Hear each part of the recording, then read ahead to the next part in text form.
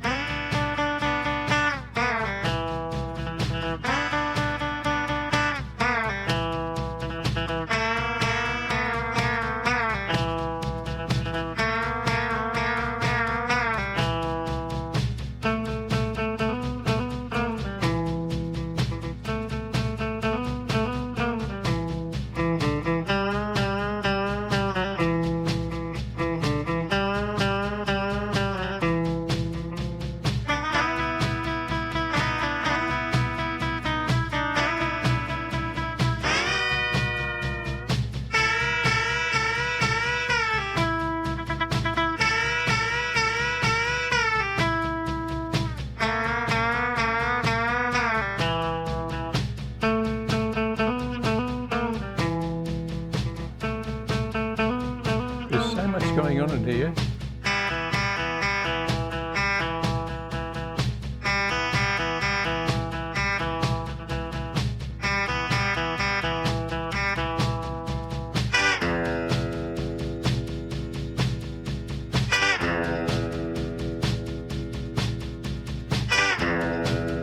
This was much more than a museum. It was more like a room full of flashbacks. And I wasn't the only one when I was checking out the Bluebird.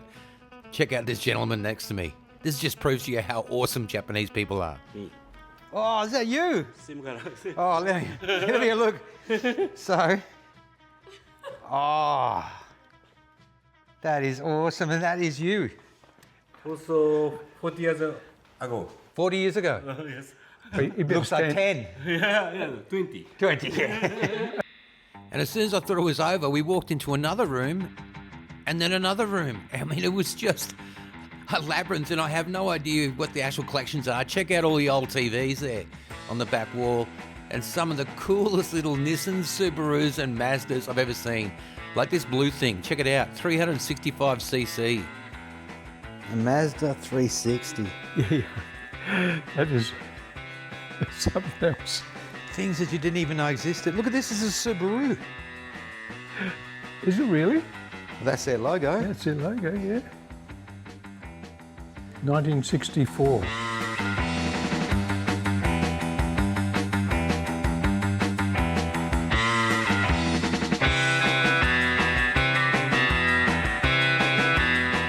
It's good, isn't it? I never even knew that there were Datsuns that look like this. Yeah, there's another one next to it. 1958. It's a Ute. Huh. Oh, here's a Honda. Look at this fire truck. Adrian? Look at this fire truck. Yeah. That is amazing. Look at it. Yeah. So cool.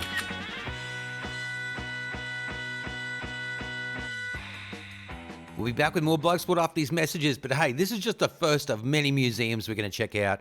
Look, I'll give you a bit of a teaser here. Check out the Toyota Museum that you'll see a bit later in the series.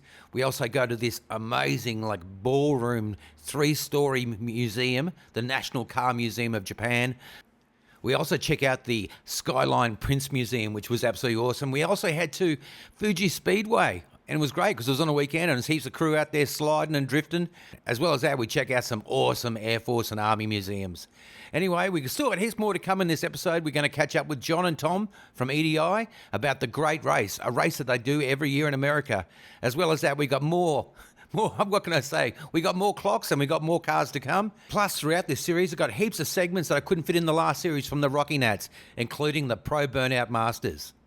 And ticking off on my bucket list in this episode, we go to Hiroshima to go and see my team, the team that I support, the Hiroshima Carps.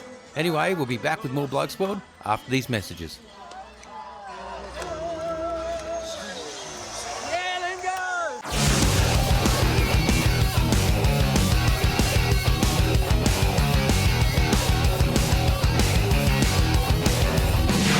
G'day viewers and welcome back to Blokesport. If you've just joined us, we're back in Japan checking out 10 awesome car museums in 12 days. And we're checking out our first one, the Fukuyama Car and Clock Museum, which is about a 3-hour drive from Osaka. And I tell you what, it's like a rabbit warren in this room. Every room just went off in another direction, whether it be wax statues, the internal parts of massive clocks, Matchbox and Hot Wheel car collections. Anyway, after checking everything out, we're saying thank you very much to the staff at the front door. And then they informed us that, oh no, the owner of this museum actually owns another 4 museums in this street. Just when we thought it was over, eh? We got told the museum continues across the road. We've got fire trucks and there's, what's an ambulance? They're up there. Wow. Oh, here we go. And we thought it was over. Look at all the way up the end of the street. Yeah. Okay. Thank you very much. Thank you.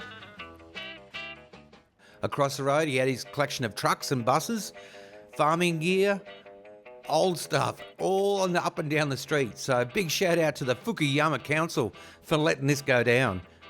So that's the museum down there. He's got across the road some fire trucks. And the hits just keep on coming. Every spare block of land, this guy has just dumped more cars. There is some absolutely ripping bits of gear here. What is this one? A Debonair. What a great name for a car. Look at it.